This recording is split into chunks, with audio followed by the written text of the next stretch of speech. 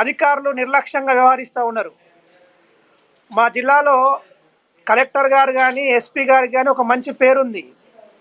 ఎక్కడైతే అక్రమ రిజిస్ట్రేషన్లు జరుగుతాయో, రియల్ ఎస్టేట్ పేరుతో మోసాలు చేస్తున్నారో వాళ్ళందరినీ తక్షణమే అరెస్టులు చేసి జైళ్ళకు పంపిస్తూ ఉన్నారు. మరి ఇక్కడ ఎమ్మెల్యే విషయంలో కూడా అట్లాంటి రియాక్షనే ఎస్పీ గారి నుంచి కానీ కలెక్టర్ గారి నుంచి ఉండాల్సినటువంటి అవసరం ఉంది. చట్టం అనేది అందరికీ సమానంగా పనిచేయాలి. పేదవాళ్లకు ఒక తీరుగా లేదా అధికారంలో ఉన్నటువంటి ఎమ్మెల్యేలకు ఒక తీరుగా ఉండకూడదు. అందుకని చట్టం ముందు అందరూ సమానులే అని చెప్తారు కదా. ఇప్పుడు ఈ చట్టం ముందు అందరూ సమానులే అని చెప్పే మాట నిజమే అయితే పాయల శంకర్ చేసినటువంటి భూ అక్రమ దందాను వెంటనే అరికట్టడానికి ప్రభుత్వం కానీ ప్రభుత్వ అధికారులు కానీ చర్యలు చేపట్టాలని చెప్పి సిపిఎం పార్టీగా మేము డిమాండ్ చేస్తూ ఉన్నాం. అక్కడ ఎస్పీ గారు కావచ్చు, లేదంటే అక్కడున్న కలెక్టర్ గారు కావచ్చు, రాజర్షి షా అనుకుంటా, వీళ్ళందరూ కూడా చాలా వర్క్ బాగా చేస్తారంటున్నారు. కానీ అధికారుల నిర్లక్ష్యం అంటున్నారు. ఎలా చూడాలి? పరస్పర విరుద్ధ భావాలుగా మీరు మాట్లాడారు. అధికారుల నిర్లక్ష్యం అంటున్నారు, వాళ్ళు మంచివాళ్ళు అంటున్నారు. ఎలా చూడాలి మీరు మాట్లాడే మాటలని? అంటే ఇంతకు ముందుగా ఎవరైతే అక్రమ రిజిస్ట్రేషన్లు చేసుకున్నారో, రియల్ ఎస్టేట్ దందాలు చేశారో వాళ్ళని కేసు పెట్టి అరెస్టులు చేశారు. వాళ్ళు సాధారణమైనటువంటి మధ్యతరగతి ప్రజలు లేదా వ్యాపారులు, చిన్న చిన్న వ్యాపారులు. మరి ఇప్పుడు ఎమ్మెల్యే దగ్గరికి వచ్చేసరికి అట్లాంటి స్పీడప్ చర్యలు ఉంటాయా లేవా అనేటువంటి అనుమానం వస్తుంది. కారణం ఏంటంటే ఈ సంఘటన జరిగి చాలా రోజులైంది. కాంగ్రెస్ పార్టీ నాయకత్వం వెళ్ళి స్వయంగా ఎస్పీ గారికి కంప్లైంట్ చేశారు, కలెక్టర్ గారికి కంప్లైంట్ చేశారు. కానీ ఇప్పటి వరకు మరి దాని మీద ఎలాంటి చర్యలు లేవు కదా. అందుకని అనుమానం వస్తుంది అన్నమాట. అక్కడ బీఆర్ఎస్ మాజీ ఎమ్మెల్యే జోగురామన్న ఎవరైతే బీఆర్ఎస్ పార్టీకి సంబంధించి ఆయన ఇన్ఛార్జ్గా ఉన్నారో ఆయన పరిస్థితి ఎలా ఉంది? జోగురామన్న ఏం చేస్తున్నారు? ఈ విషయంలో బీఆర్ఎస్ కూడా ఆరోపణలు చేస్తుంది అంటున్నారు కదా, వాస్తవం ఉందా? జోగురామన్న గారు కూడా ఈ కాలంలో ఎమ్మెల్యే పాయల శంకర్ భూ కబ్జాలపై చాలా స్పష్టంగా గట్టిగా మాట్లాడారు. ఈ అక్రమ దందాను వెంటనే అరికట్టాలని చెప్పి డిమాండ్ చేసినట్టు ఆయన మాట్లాడినటువంటి ప్రెస్ మీట్లు, వాయిస్లు, వీడియోలు కూడా ఉన్నాయి.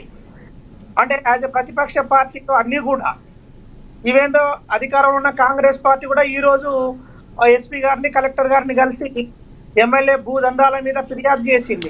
ఆదిలాబాద్లో మల్లేష్ గారు, ఆదిలాబాద్లో ఎప్పుడు ఏం జరిగినా కాంగ్రెస్ పార్టీ ఇన్ఛార్జిగా ఎవరైతే ఉన్నారో కంది శ్రీనివాసరెడ్డి తన గళాన్ని ఎత్తుతూ మరి ప్రజలకు చేరువయ్యారని తెలుస్తుంది. అయితే ఎక్కువగా ఎందుకు కంది శ్రీనివాసరెడ్డి గారు పాయల్ శంకర్ మీద అంత కోపంగా ఉండడానికి ఇది ఒకటే కారణం అంటారా? మరి ఏదైనా కారణాలు ఉన్నాయి ఇంకా ఆదిలాబాద్లో? కంది శ్రీనివాసరెడ్డి గారు పాయల్ శంకర్ మీద కోపం అనే కన్నా ప్రజా సమస్యల మీద పనిచేస్తున్నారని చెప్పొచ్చు. ఆ ప్రజా సమస్యల పనిచేస్తున్న క్రమంలో ఎదుటి వ్యక్తి ఎవరైనా సరే కార్నర్ అవుతారు. కాబట్టి వ్యక్తిగత కోపాలు, ద్వేషాలు ఇక్కడ ఏముంటాయి రాజకీయాల్లో? ప్రజా సమస్యల మీద పనిచేయడం తప్ప అదే భావిస్తున్నాం మేమైతే. అసైన్డ్ యాక్ట్ అడ్వకేట్ గారు కూడా ఉన్నారు, అందరికీ తెలుసు.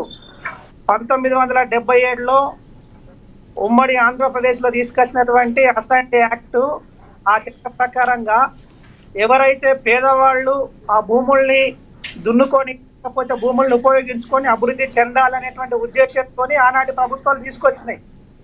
దాంట్లో స్పష్టంగా చెప్పారు, ఆ భూముల్ని అమ్మడం కానీ కొనడం కానీ చేయకూడదు. మరి కొన్నా నేరస్తుడు అవుతాడు, అమ్మినా నేరస్తుడు అవుతాడని చెప్పి చట్టం చెప్తా ఉన్నది. ఒకవేళ భూ యజమాని మరణిస్తే ఆ మరణించిన కుటుంబంలోనే వారసత్వంగా బదిలీ చేయబడుతుంది తప్ప ఆ చట్టం ఇంకొకళ్ళకు ఉపయోగపడడానికి లేదు. ఆ భూములు వేరే వారికి అమ్మడానికి కానీ కొనడానికి కానీ క్రయ విక్రయాలు నిషేధం ఉన్నది. మరి అట్లాంటి చట్టాల గురించి తెలిసినటువంటి ఎమ్మెల్యే కదా. రైట్ రైట్ మల్లేష్ గారు మాట్లాడతారు మా ఎమ్మెల్యే. ఎస్ మళ్ళీ మాట్లాడతాను. ఉల్లంఘించడం ఎంతవరకు కరెక్ట్? రైట్, మీరు అడిగిన ప్రశ్న అర్థమైంది. ఎస్, మళ్ళీ మాట్లాడతాను మీతో. మీరు అందుబాటులో ఉండండి. మనతోటి సీనియర్ న్యాయవాది, రాజకీయ విశ్లేషకులు బండారు రామ్మోహన్ గారు జాయిన్ అయ్యారు. ఆయనతో మాట్లాడదాం. రామ్మోహన్ గారు నమస్తే సార్.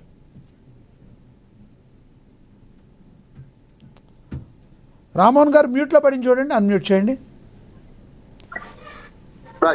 యా, రామ్మోహన్ గారు, ఏదైతే తెలంగాణ వ్యాప్తంగా నీళ్లు నిధుల కోసం మన తెలంగాణ వచ్చింది. తెలంగాణ వచ్చిన తర్వాత తెలంగాణ ప్రజలకు మేలు చేయాల్సిన రాజకీయ నాయకులు కొంతమంది ఎవరైతే ఉన్నారో భూ కబ్జాదారులుగా ఉండి ప్రజల పొట్టలు కొడుతున్నారనే మాట వినబడుతుంది బాగా. మరి ఇలాంటి వ్యక్తుల్ని ఎలా చూడాలంటారు? అసలు చట్టం ఏం చెప్తుంది? పాయల్ శంకర్ దీనికి అతీతుడు కాదా? పాయల్ శంకర్ మీద అనేక ఆరోపణలు వస్తున్నాయి. బీజేపీ ఎమ్మెల్యే ఎలా చూస్తారు మీరు? ఈ రకంగా ఉంటే తెలంగాణ ప్రజలు ఎప్పటికీ డెవలప్ అవుతారు? ఏం జరుగుతుందంటారు తెలంగాణలో? లక్ష్మణ గారు, మీకు అట్లాగే మిత్రులు ప్యానల్ మిత్రులు నమస్కారం. నమస్తే సార్. సత్నాల మల్లేష్ గారితో పూర్తిగా ఎక్కుతున్నారు. అంటే వారు మాట్లాడేదేమో చట్టసభలో అద్భుతంగా మాట్లాడుతున్నారు. పాయల్ శంకర్ కు అభిమానులు కూడా చాలా మంది ఉన్నారు. మరి మాట్లాడేది చట్టం చట్టం అందరికీ సమానమని మాట్లాడుతున్నారు. కానీ తన భార్య పేరు మీద 10 ఎకరాలు అసెంబ్లీ పోవడం గతంలో అసెంబ్లీ భూమి అనేది ఎందుకు వీళ్ళు తక్కువ కొడుతున్నారు అనుకుంటున్నారా ఇట్లా దానికి తెలియడం లేదు. కానీ గతంలో ఈటల రాజేంద్ర గారు కూడా అది తప్పు చేశారు కదా. అసలు టీఆర్ఎస్ ఉన్నప్పుడు ఈటల రాజేంద్ర గారు చేసిన తప్పేంది? అసైన్మెంట్ భూమి మనకు ఉమ్మడి మెదక్ జిల్లాలో కొన్నాడనే కదా సమస్య. దాని మీద ఎంక్వైరీ జరుగుతూనే కదా నా మీద ఎంక్వైరీ చేస్తాను బ్యాక్ అయిపోయింది. ఇప్పుడు బీజేపీ పార్టీలో మొదటి నుంచి ఉన్న పాయల్ శంకర్ గారు కూడా అసెంబ్లీలో మాట్లాడడానికి ఆయన చేస్తున్న పనికి పొంతం లేకుండా ఉందని ఆరోపణలు ఆదిలాబాద్ జిల్లాలో ముఖ్యంగా ఒక్క సిపిఎం కాదు చాలా ప్రజాస్వామ్య పార్టీ సంఘాలు కానీ ప్రజాస్వామ్య ప్రజలు అందరూ దాన్ని తీసుకున్నారు. చెప్పాల్సిన అవసరం ఉంది ఈ కబ్జా.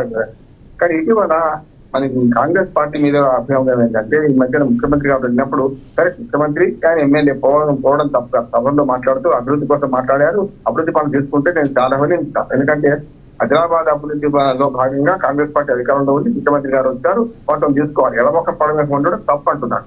గతంలో కేసీఆర్ గారు కూడా మోడీ వచ్చినప్పుడు లేకపోతే మనకు వాళ్ళు వచ్చినప్పుడు సభలకు ఒప్పడం తప్పన్నారు. స్టాలిన్ లాంటి వాడికి మోడీ వస్తే పోతుంటే పోయినప్పుడు ఎందుకు పోలేదన్న తెలంగాణ అభివృద్ధికి ఆటంకం కలిగిస్తాను. నేను పాయల్ శంకర్ ఆ విషయంలో అభినందిస్తాను. కానీ ఆయన అండలు చూస్తే ఎటువంటి పనులు చేస్తున్నా అనే ఆరోపణలు కూడా రెండోది కూడా వస్తుంది. దాన్ని కాంగ్రెస్ పార్టీని అనడం లేదు కానీ అక్కడ అది కూడా జరుగుతుంది. ముఖ్యంగా మనకు ఆదిలాబాద్ ఉత్తర భాగంలో కొన్ని భూముల విషయంలో ఏదైతే అభివృద్ధి కోసం సేకరిస్తున్న భూముల్లో మళ్ళీ ఈయన పాత్ర కూడా ఉంది అనే ఒక ఆరోపణలు వస్తున్నాయి.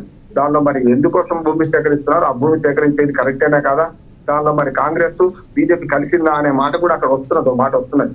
కనుక దాన్ని కూడా మరి కాంగ్రెస్ నాయకులు ఖండించాల్సిన అవసరం ఉంది అంటున్నాడు. ఎందుకంటే ముఖ్యమంత్రితో సన్నిహితంగా ఉంటున్నాడు. అసెంబ్లీలో కూడా మిగతా అందరు ఎమ్మెల్యేలు బీజేపీ ఎమ్మెల్యేల కంటే ఆయన కొంచెం సన్నిహితంగా ఉంటున్నాడు. కనుక ఆదిలాబాద్ లో ఏ పని చేసినా కూడా చెల్లుతుంది అనే మాట బీజేపీ పార్టీ వేరైనా సరే దోపిడీకి పార్టీ అడ్డం లేదనే మాట వస్తుంది. మరి అది కూడా కాంగ్రెస్ నాయకులు ఖండించారు. మాకేం సంబంధం లేదు దీనిలో, ఆయన సంఘం పడతాం. అందుకని పక్కన కాంగ్రెస్ నాయకులు మాట కూడా విన్నాను. కనుక కాంగ్రెస్ నాయకులు కూడా గట్టిగా ఫిర్యాదు చేసేది వాళ్ళే కనుక నేను నమ్ముతున్నాను. అంటే ఇందులో మాకు భాగస్వామ్యం లేదు, బీజేపీ ఎమ్మెల్యే చేసే పనిలో మాకు భాగస్వామ్యం లేదు అనే మాట వాళ్ళు చెప్తున్నారు కదా, మంచి అంటారు. కానీ దీన్ని కొత్తగా తీసుకుపోవాలి. కానీ ముఖ్యమంత్రి గారితో కలిసిన ఫోటోలు కలిసిన చూస్తుంటే ఒక్కోసారి మరి ఉత్తర ఆదిలాబాద్ జిల్లాలో భూసేకరణ విషయంలో వాళ్ళు కొన్ని స్వార్థాలు చూసుకొని వాళ్ళ అనునాయాలకు అది కట్టబెట్టడానికే భూసేకరణ చేస్తున్నారు, పేద ప్రజల భూములు గుంజుకుంటున్నారు అనే మాట వస్తుంది. ఇప్పుడు ఇవన్నీ పోయినాయి ఖనిజాల కోసం లేకుంటే అంచిత లబ్ధి కోసం కార్పొరేట్ సంస్థల కోసం మరి ఆ భూములు సేకరిస్తున్నారని తెలిసి దాని మీద కూడా పట్టాలి. ఇప్పుడు కేవలం చిన్నది అవినీతి అంటే చిన్నదైనా పెద్ద అవినీతి అవినీతే కదా. అసైన్ భూములు కొనడం తప్పు. నేను ఇది అడ్వకేట్ చెప్తున్నాను. గతంలోనన్నా కనీసం అసైన్ భూములు అమ్ముకుంటే మళ్ళీ పేదోడైతే వాళ్ళకి అప్పచెప్పేవాడు. ఇప్పుడు అది కూడా లేదు. ఆ చట్టం మార్చాం. అది గుంజుకొని వేరే వాళ్ళకి ఇస్తారు, వాళ్ళకి ఇయ్యరు. ఇప్పుడు నేను పేదవాడిని ఒక 5 ఎకరాల భూమి అసైన్ భూమి ఇచ్చిన 2 ఎకరాలు ఇచ్చాను అనుకోండి, నేను అమ్ముకుంటే నేను పేదోడు అయితే మళ్ళీ నాకే కట్టబెట్టేవాళ్ళు ఇక్కడ ఇది గుంజుకొని ఎవరైతే కొన్నాడు. ఇప్పుడు కొన్నవాడు ఎవడైతే కొన్నవారు కూడా అసైన్కి అర్హులైనా కూడా వాళ్ళకి కొన్న తప్పే అమ్మింది తప్పే కనుక అది తీసేసుకొని వేరే వాళ్ళకి కేటాయించే అద్భుతమైన అవకాశం ఉన్నది. కనుక మరి దీనిలో ఈటల రాజేంద్ర మీద అప్పుడు చర్యలు తీసుకుంటే ఆయన పార్టీ ఎట్లా మారిండో మరి ఈయన కూడా మరి చర్య తీసుకోవాల్సిన అవసరం ఉంది. కనుక మరి పార్టీ వాళ్ళు ఏమంటారు, బీజేపీ పార్టీ కూడా స్పందించాలి కదా. మా ఎమ్మెల్యే తప్పు చేసిందా చేయలేదా. ఇప్పుడు ఏమైందంటే ఔరంకి షాదీమే అబ్దుల్లా దివాన్ అన్నట్టు మన పని. ఇప్పుడు కాంగ్రెస్ నాయకులు ఉన్నారు, సిపిఎం ఉన్నారు, నాలాంటి వాడు ఉన్నాడు. కానీ అసలు బీజేపీ వాళ్ళు వస్తే వాళ్ళు చెప్పే సమాధానం చెప్తారా, లేకపోతే తప్పించుకుంటారా, లేకపోతే పలాయన చెట్టు కింద తెలుస్తుండే కదా అంటున్నాను. ఏదైనా సరే కాంగ్రెస్ పార్టీ నిలబడ్డది, అక్కడ ప్రధాన పార్టీ అయిన సిపిఎం నిలబడ్డది. మల్లేష్ గారు లాంటి వాళ్ళు నిన్న మన స్టేట్మెంట్స్ చూస్తున్నాను నేను. ప్రెస్ మీట్ కూడా పెట్టారు ఆదిలాబాద్ లో. కనుక దీన్ని సమగ్రంగా విచారణ జరిపి దోషులను శిక్షించాలి. అసలు అసైన్మెంట్ భూమిని అమ్మిన వాడికి కూడా దక్కకుండా మొదలు తీసుకోవాలి. ప్రభుత్వం స్వాధీనం చేసుకొని పూర్తి స్థాయి ఎంకరేజ్ చేస్తే జరుగుతుంది. కొంతవరకు నా కాంగ్రెస్ పార్టీల సంబంధాలు ఉన్నాయి.